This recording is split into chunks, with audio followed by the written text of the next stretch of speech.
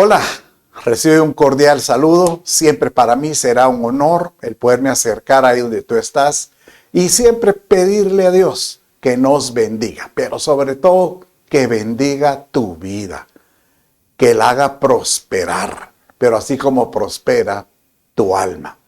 Bueno, hoy vamos a ver un tema muy especial.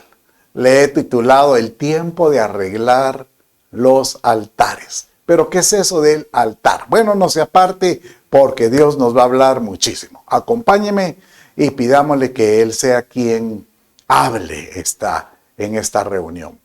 Padre, te doy toda la gloria, la honra, la adoración, la alabanza. Papito, te ruego, Señor, seas tú quien nos bendiga y nos hable y que tú puedas tratar con el corazón sediento de ti. Señor amado, también te pido por aquel que me está escuchando, si está atravesando alguna situación de conflicto, preocupación, Padre, háblale y ayúdalo a salir de ello. Te lo pido. Todo esto lo pido en el nombre de Jesús. Amén, amén y amén. Y recuerda, si tú estás en Guatemala, visítanos. Ministerio, la Iglesia de la Reunión, te recibirá con los brazos abiertos y será para mí un honor y mi esposa Viti saludarte personalmente. ¿Qué es ese el concepto de un altar? Bueno, primeramente uno oye altares donde, por ejemplo en las iglesias, y uno denomina el área del altar donde está el púlpito. Generalmente ponen una tarima o en una parte un poco más alta para que el que está predicando o enseñando pueda verse un poco mejor, y ese sería como el altar, llamándole así. Pero también se le denomina altar, por ejemplo, como aquella parte de que construían en la antigüedad los antiguos, donde presentaban ofrendas para con Dios. Bueno, en conclusión, un altar es un punto de encuentro. Un encuentro donde queremos que se encuentre lo celestial con lo terrenal. Un punto de encuentro donde queremos que Dios baje para encontrarse con el hombre en todo sentido. Por ejemplo, el paraíso, podríamos llamar que todo eso era un altar. ¿Por qué? Dios bajaba perennemente, continuamente y pasaba tiempo con el hombre. Posteriormente, ante la caída del hombre, ellos empiezan a provocar ese encuentro y por instrucción del Padre, de cómo poder atraer que Dios baje, que Dios hable, que Dios se presente. Y una forma de hacerlo era creando, edificando altares, que posteriormente vamos a hablar cómo eran las características de los altares de esa época y cómo se pueden ahora, llamémosle, ejemplificar con nuestro tiempo presente. Bueno, en sí, un altar es un punto de encuentro. Todos debemos de tener un punto de encuentro para con Dios. Esos momentos de adoración, oración, ministración, meditación. Esos son momentos donde uno provoca un altar para con el Padre. Bueno, hoy quiero traerte el ejemplo de cómo es que hay altares que se pierden. Hay momentos, hay esos hábitos que a veces tienen las personas de buscar a Dios, que llamémosle así, se aflojan o pierden ese fuego o pierden esa disciplina de poder buscar ese tiempo de Dios. Entonces, ¿qué hay que hacer? Edificar o restablecerlo. La historia cuenta en el tiempo de Elías el profeta. En ese entonces el rey se llamaba el rey Acab y su esposa Jezabel. Ambos eran realmente paganos, adoraban a dioses terribles e inclusive tenían deidades como Baal, como Acera, y tenían sacerdotes que continuamente ministraban estas deidades.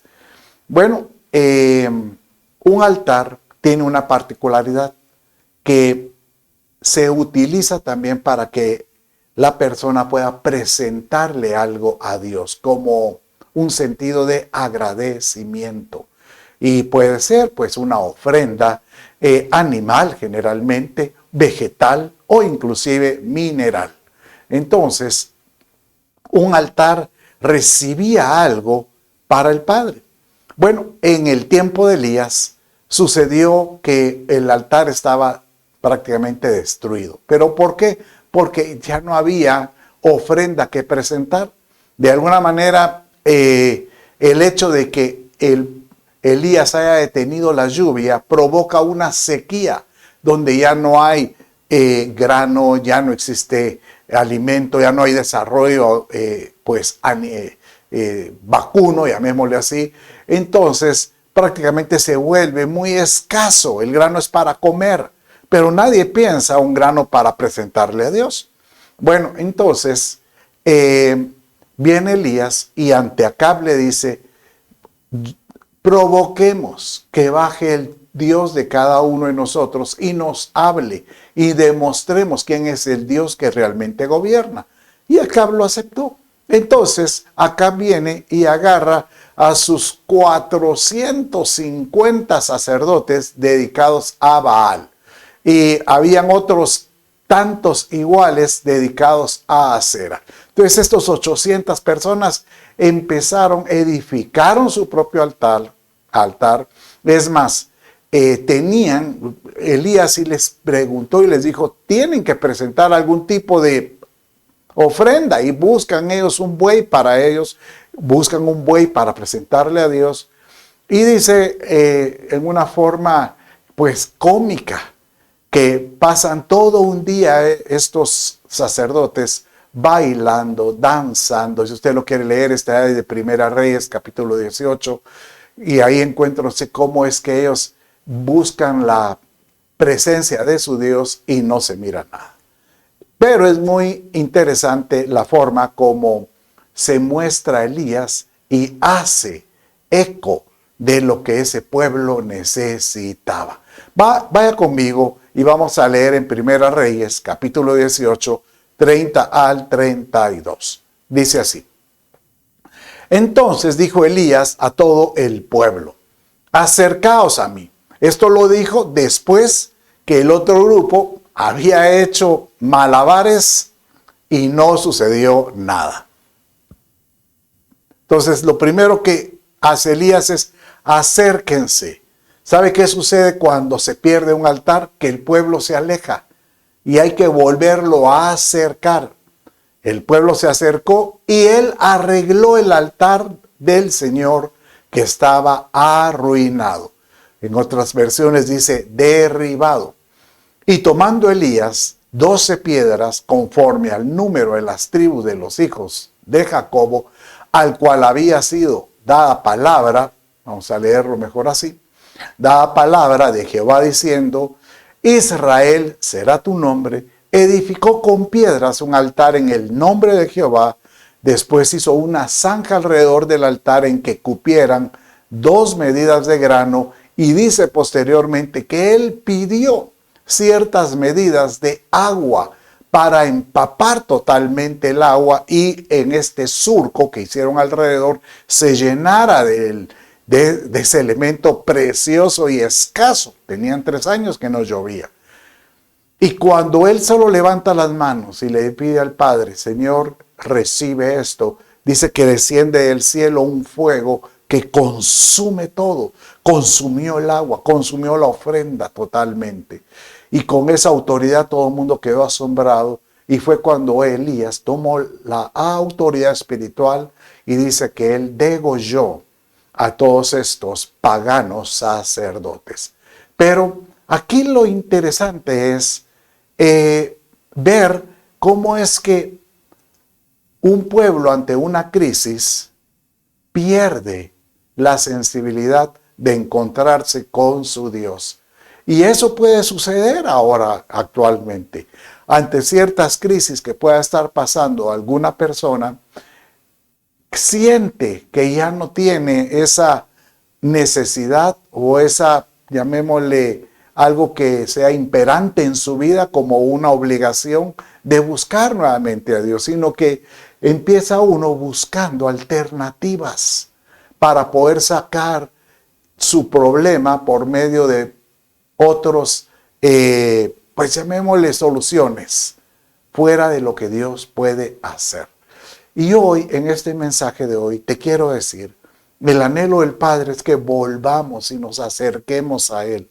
Estamos en el tiempo preciso para poder estar cerca de Él y para poder buscarlo y poder encontrar de Él el oportuno socorro y que sea Él la respuesta en todo lo que tú necesitas. Pero tenemos que entender qué es eso de un altar. Bueno, entonces me tomé pues no es molestia, sino me tomé el tiempo para poder encontrar y descubrir las características del por qué Dios ordena que se establezcan este tipo de altares. Bueno, cuando Él lo definió, aquí donde aparece registrado, pero pareciera que desde anteriormente así se hacía, pero en una forma de registro queda dicho cómo es que Él quería que fuera un altar. Y Él se lo dijo a Moisés.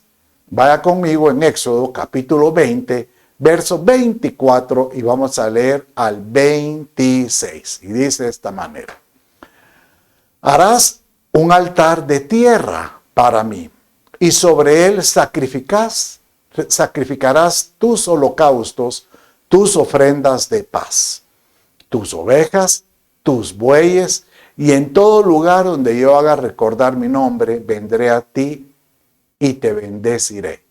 Pero mire lo que sigue en el verso 25. Esto es muy importante.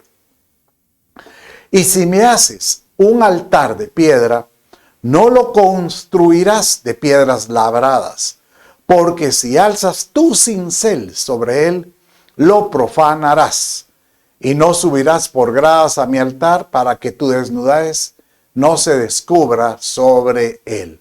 Solo aquí encontramos características de cómo es que él hacía representar un altar.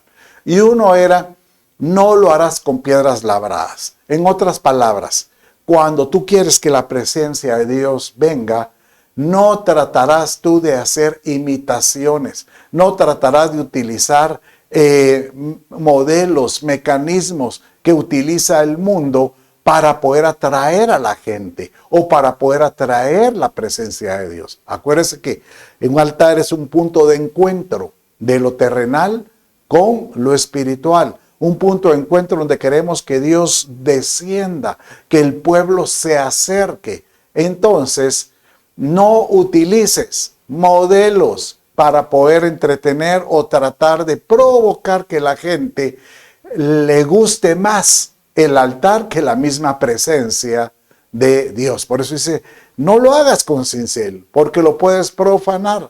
Y ten cuidado de que cuando te presentes, no trates de ser atractivo hacia tus partes íntimas, sino trata de que quien sea atractivo sea el Padre mismo en todo sentido.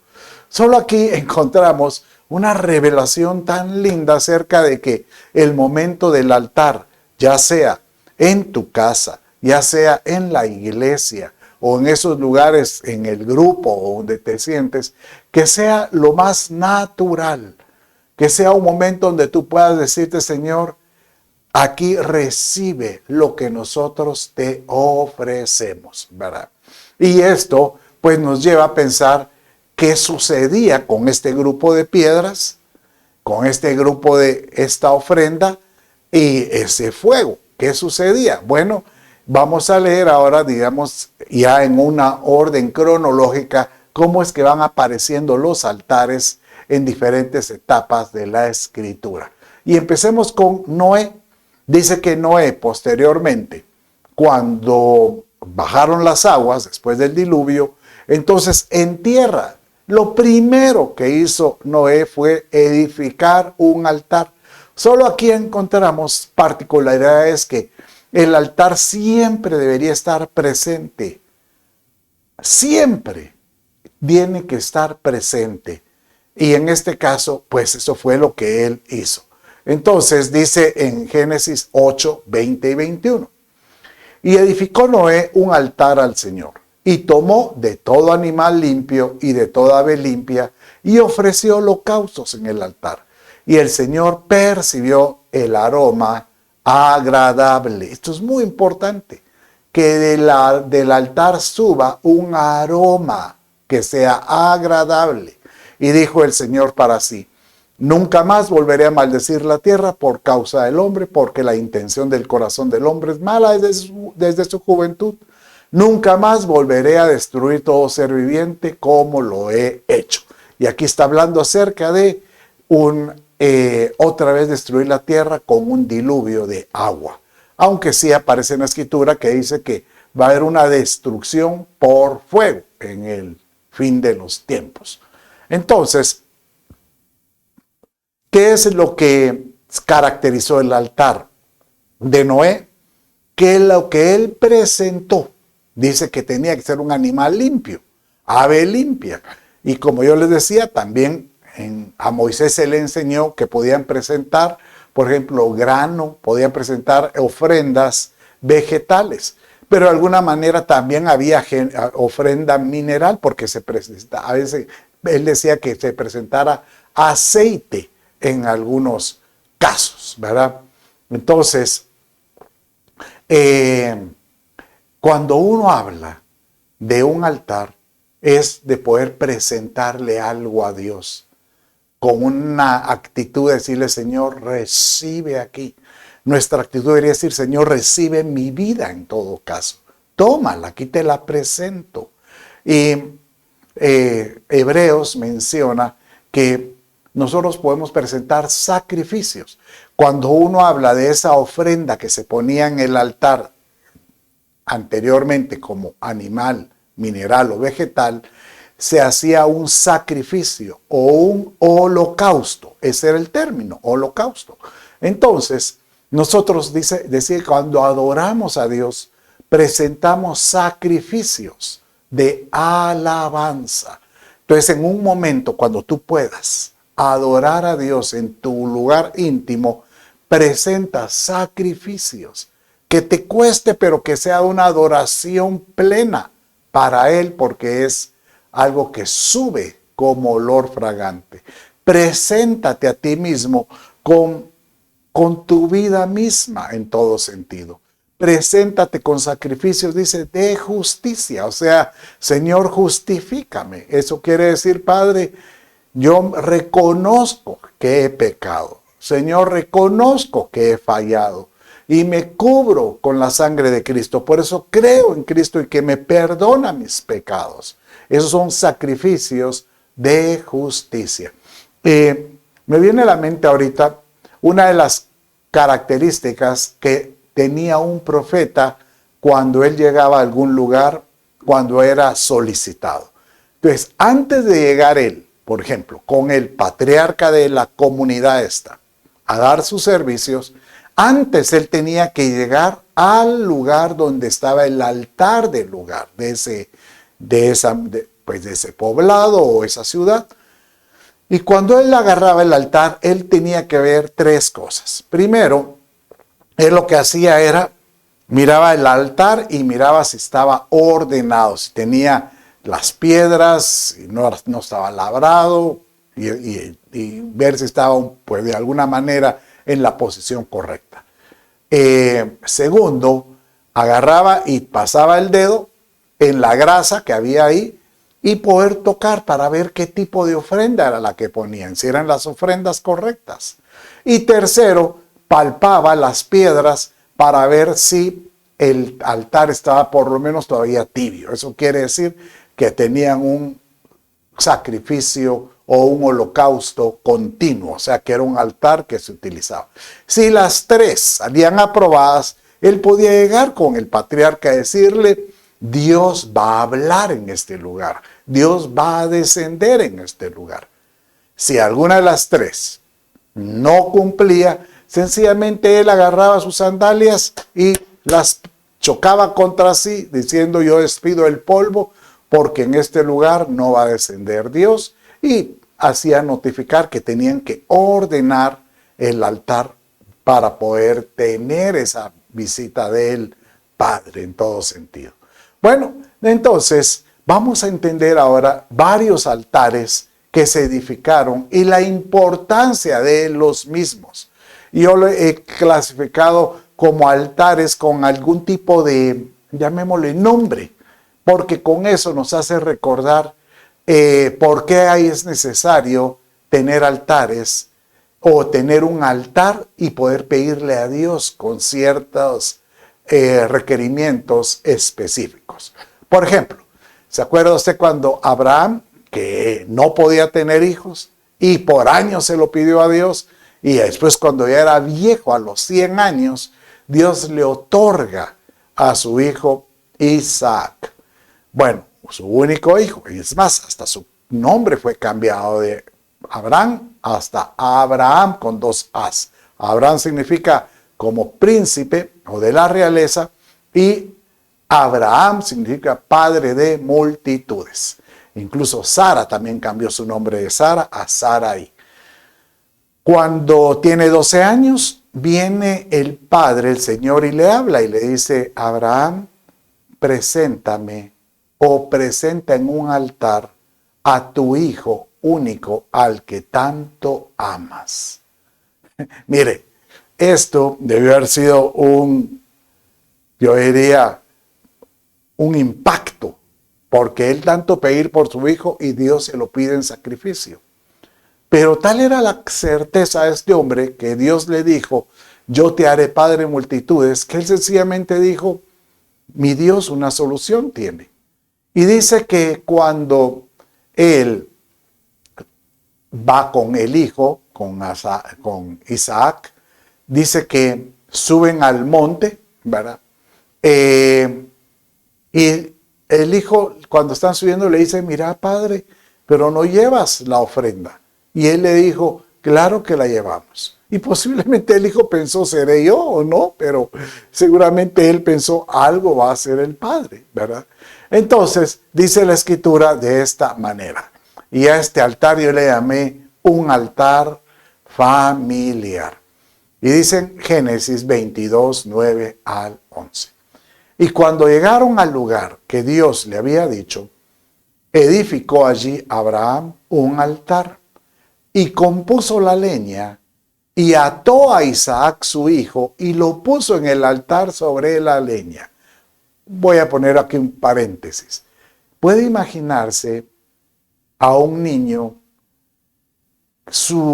cómo es que él se sometió a ser atado y poder ser, pues, de alguna manera puesto en ese lugar. Y sobre todo, cuando él mira y dice en el verso 10, y extendió Abraham su mano y tomó el cuchillo para degollar a su hijo. Entonces el ángel de Jehová le dio voces desde el cielo y le dijo: Abraham, Abraham, y él respondió: heme aquí. Y posteriormente le dice: detente, ya vio Dios que eres obediente. Entonces viene Abraham y se quedó así y le dice, solo volteó la cara y dice que en la parte de atrás había en un zarzal, estaba un carnero pues atado, más bien dicho, con sus cuernos en el zarzal. Y eso fue lo que presentó, porque siempre presentó una ofrenda, pero tal como él dijo, y él le llamó a ese lugar Jehová Jireh, que significa: por cuanto Dios observa, Dios provee. Dios observó en gran manera la fidelidad de Abraham, y cuando él observó la fidelidad, él dijo: yo te voy a proveer lo que necesitas, porque ya me doy cuenta que estuviste dispuesto a atar a tu hijo a un altar. Entonces, ¿cuál es el mensaje? Que nosotros tenemos que decirle: Señor, te entrego mis hijos, te los entrego para que sean atados en un altar para ti y que tú, Señor, los recibas como un olor fragante para Él. Por eso es que la tradición posterior era que los niños tenían que ser llevados a a un templo y ser presentados a los tantos días de nacido, como decirle, como te los presento, oh Dios. Esto es como decirle, Señor, vengo a este lugar de encuentro, a este altar, y te doy esta ofrenda. Porque bien dices tú, dice el Salmo 127, que los hijos, nuestros hijos, realmente le pertenecen a Dios. Y en nosotros son como saetas que nosotros debemos de lanzar y que Dios se va a encargar para su propósito. Me hace recordar cuando yo abracé este llamado y estando pues en ese momento de incertidumbre, le digo a Dios, Señor, una de mis preocupaciones es saber que si voy a dedicarme tiempo completo, voy a tener yo las finanzas para poder sacar a mis hijos de su universidad y presentarlos a la sociedad como algo útil. Y después cuando Dios me habla por medio de un siervo, Él viene y me dice, tú que has puesto en tu corazón, ¿verdad? Que cómo vas a sacar a tus hijos de la universidad, te recuerdo que no son tus hijos, sino son mis hijos, y yo me haré cargo de ellos. Con eso, ¿saben? Me ha dado paz, porque yo sé que ellos van a encontrar ese amor por el Señor en su oportunidad completa y plena para encontrarse con Dios. Bueno, pero esa sería una forma cuando tú te encuentras, Señor, te presento mi familia, te presento mi hogar, te presento mi cónyuge, te presento todo lo que tú me das para ti, oh Dios, en todo sentido.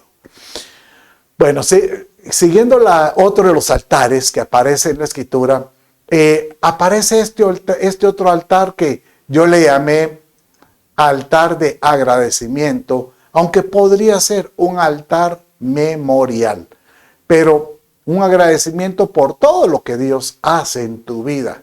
Y esto sucedió con Josué.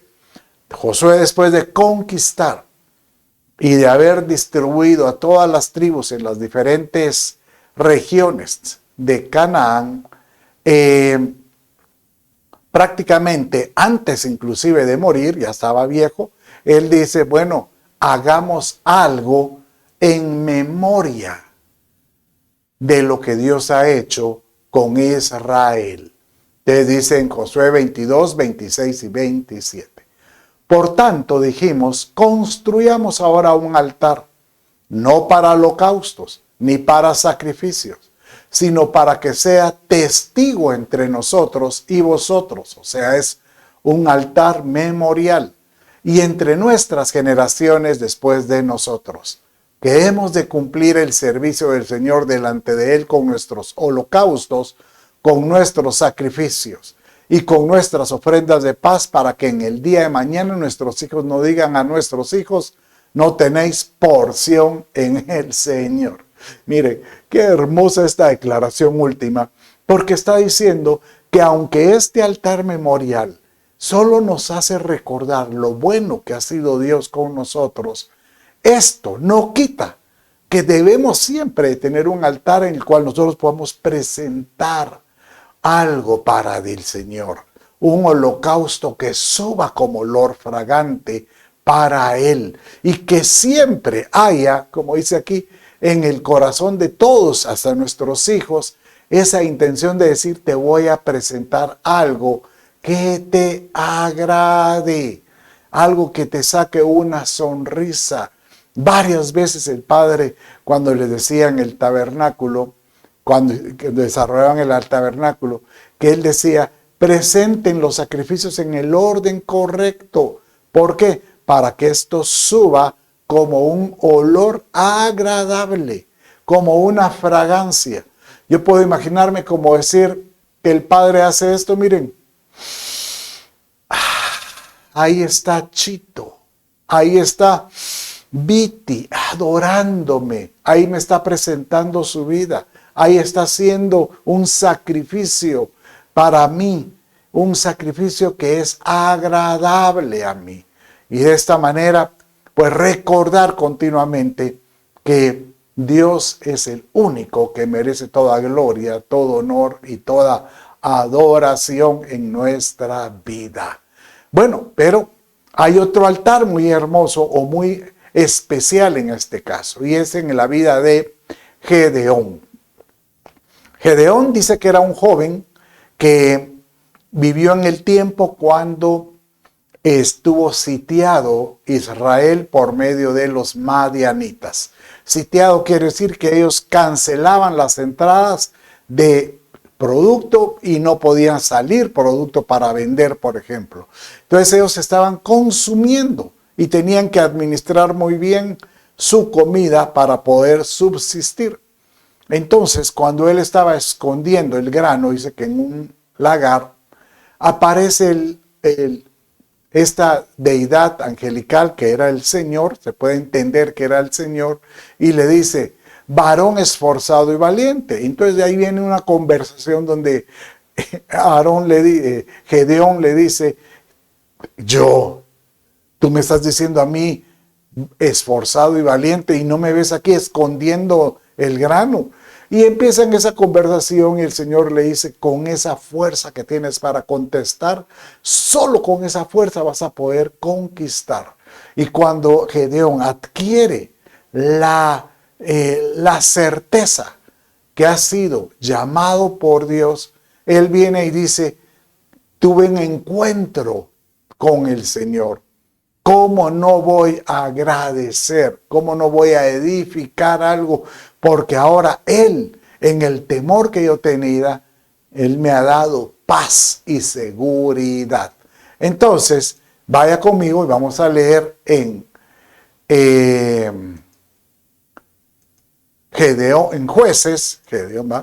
Jueces 6, 24 y al 26. Entonces, dice de esta manera.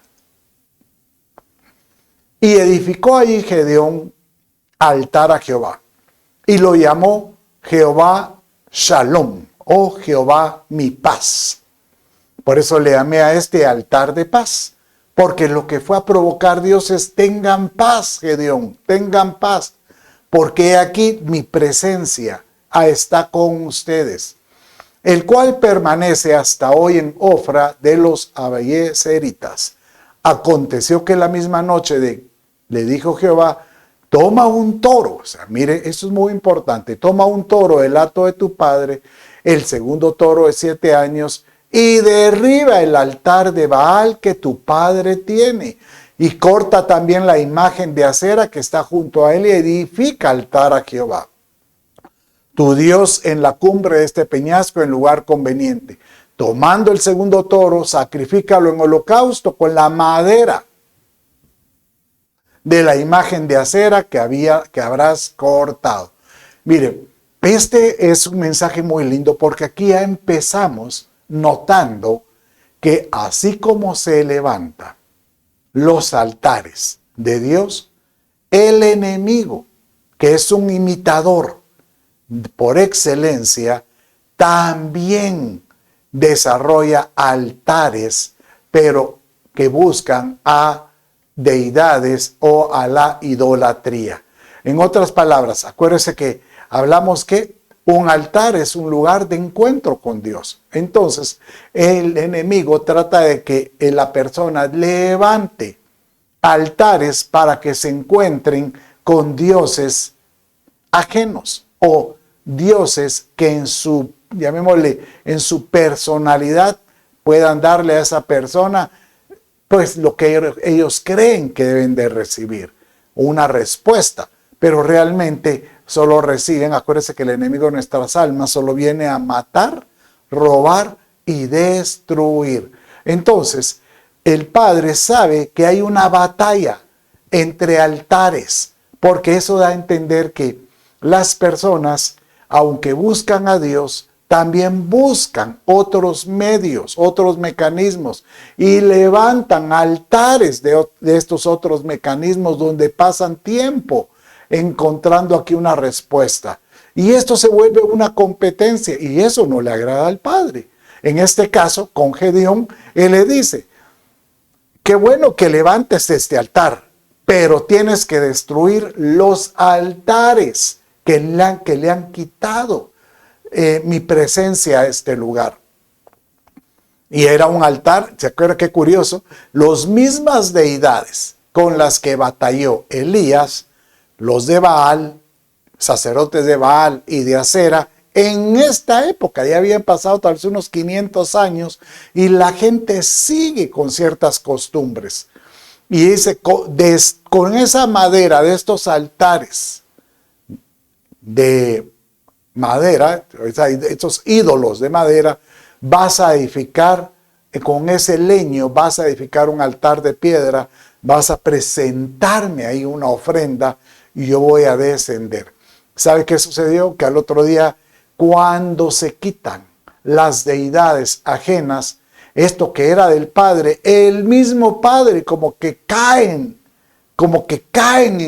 por el mismo presencia de Dios, caen en la luz de que estaban haciendo lo incorrecto. Porque él mismo apoyó a su hijo diciendo, lo que hiciste fue correcto. Porque todo el pueblo de ese sector se opuso a lo que Gedeón había hecho. Pero el padre le dijo, bueno, total eran mis ídolos y yo puedo hacer con ellos lo que quiera. Y mi hijo hizo lo correcto. Entonces, cuando se derriban los altares de oposición a Dios, Dios empieza a verse más claro. Dios empieza a tener una presencia en esa vida. ¿Qué ídolos? O bueno, tal vez uno diría, yo no tengo ídolos, yo ya no tengo imágenes. Pero ahora vivimos tiempos donde se levantan ciertas, llamémosle así, factores de entretenimiento que nos hacen dedicar mucho tiempo a ese tiempo. Por ejemplo, el factor tecnológico, que uno dice la tecnología es una bendición, pero al mismo tiempo se vuelve una maldición, porque le quita el tiempo a muchos a buscar a su verdadero Dios y dedican mucho tiempo a buscar otro tipo de, llamémosle, entretener su alma para encontrar paz de otra manera. Y ahí tenemos que aparece el celular, una tableta, la televisión o los entretenimientos.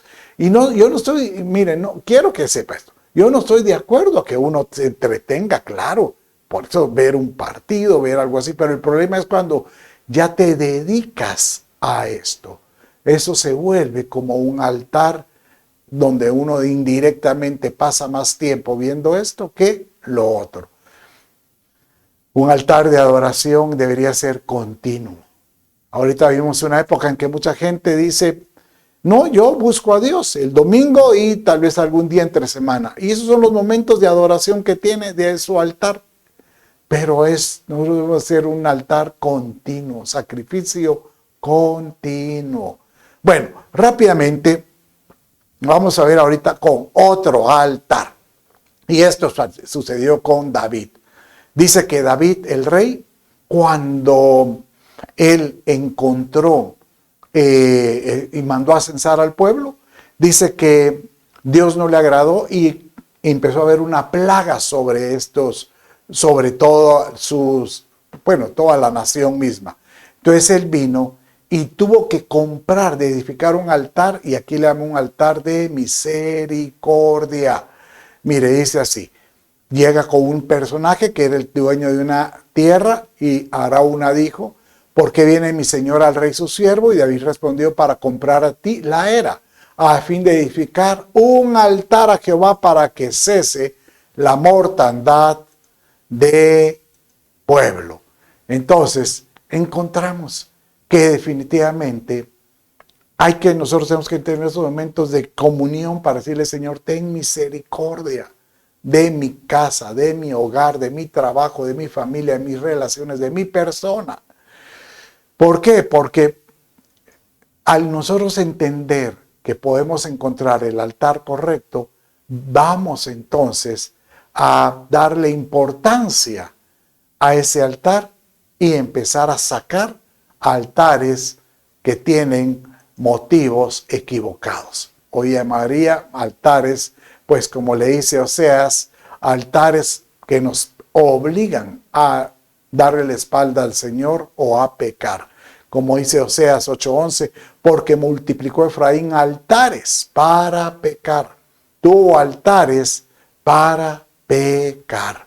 La pregunta es, ¿será que tenemos algo que nos puede desviar del amor de Dios? Bueno, aparecen altares. Por ejemplo, hay motivos que uno cree que puede agradar a Dios, pero son motivos de desobediencia. El caso fue Saúl.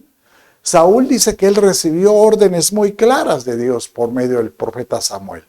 Y cuando él tiene que conquistar a los amalecitas, Dios le dice, yo te voy a dar la victoria, pero destrúyelos totalmente. Y eso no fue lo que hizo Saúl. Dice que él perdonó a muchas de estas. Y dice aquí, y Saúl respondió, porque llega Samuel y le dice, ¿por qué oigo mugidos y por qué oigo animales como que fueran de un botín? Y Saúl respondió, los han traído los amalecitas porque el pueblo perdonó lo mejor de las ovejas y de los bueyes para sacrificar al Señor tu Dios, pero lo demás lo destruimos por completo. Pero no obedeció. Entonces viene y recibe la sanción y dice en el verso 18, y el Señor te envió en una misión y dijo, ve y destruye por completo a los pecadores, los amalecitas, y lucha contra ellos hasta que sean exterminados. ¿Por qué pues no obedeciste la voz del Señor, sino que te lanzaste sobre el botín e hiciste lo malo ante los ojos del Señor? Y posteriormente él dice que ese acto de rebeldía es muy parecido a un acto de hechicería. Y esto dice, aunque tú hayas tenido la buena intención de presentarle algo agradable a Dios, pero lo hiciste en desobediencia. Y la desobediencia no la tolera el Padre. Hay altares que inclusive uno hereda de una generación a otra generación, que yo lo llamaría como costumbres, costumbrismos. Mire cómo Ezequías llega a derribar. Ezequías fue un rey de Dios, uno de los reyes que agradó al Señor por lo que él hizo. Y dice en Segunda Reyes, capítulo 18, 3 al 4. Léalo conmigo. Ezequías hizo lo recto ante los ojos de Jehová, conforme a todas las cosas que había hecho David su padre. Él quitó los lugares altos y quebró las imágenes y cortó los símbolos de Acera. Y hablamos que Acera era una deidad pagana. Pero mire, hizo pedazos la serpiente de bronce que había hecho Moisés, porque hasta entonces le quemaban incienso los hijos de Israel y las llamó Nehustán. O sea que esta serpiente fue como unos 700 años antes. Y por esa cantidad de tiempo, los hebreos la conservaron y pensaron que en esa serpiente bronce iban a encontrar siempre respuestas, y a esta le presentaban incienso y adoración.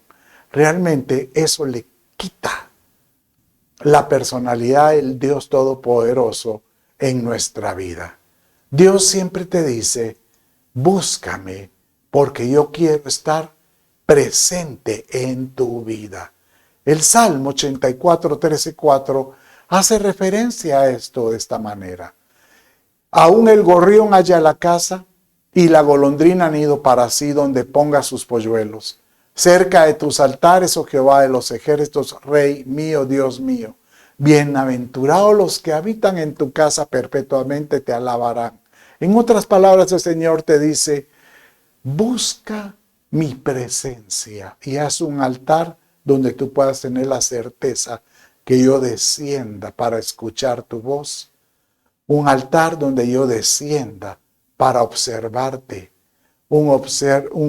Que yo descienda para atenderte. Esto es crear un altar cerca de su presencia. Quiero terminar.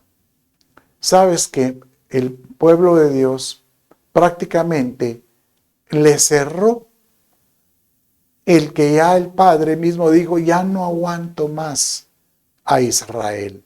Y vimos la semana pasada que él dio acta de divorcio. Bueno, cuando él cierra su conversación o su comunicación con ellos, lo hizo con el profeta Malaquías. Y él les decía de esta manera.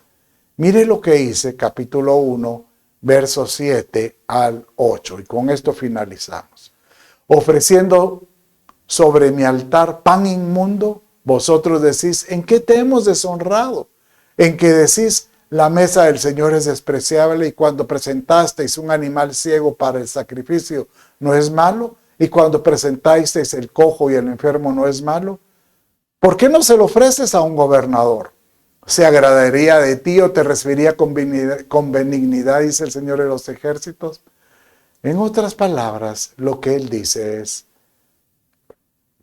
aprende a honrar ciertos sacramentos que por lo menos son dignos para que mi presencia desciende. El sacramento, por ejemplo, de la Santa Cena. Cuando tú oigas que haya Santa Cena, corre, porque es una forma de decirle, Señor, yo recibo del cuerpo, yo recibo de la copa, porque tú vienes en este lugar. Aleluya. Señor amado, te ruego que provoques que muchos de los que estamos escuchando este mensaje, empecemos hoy tengamos ese deseo y comencemos, Señor, a establecer ese punto de encuentro para que tú desciendas, para que tú escuches, para que tú observes a un pueblo que te adora y te exalta y te busque. Señor, yo bendigo a todo aquel que me estaba escuchando, bendícelo, santifícalo y ayúdalo en cualquier momento de angustia que pueda tener.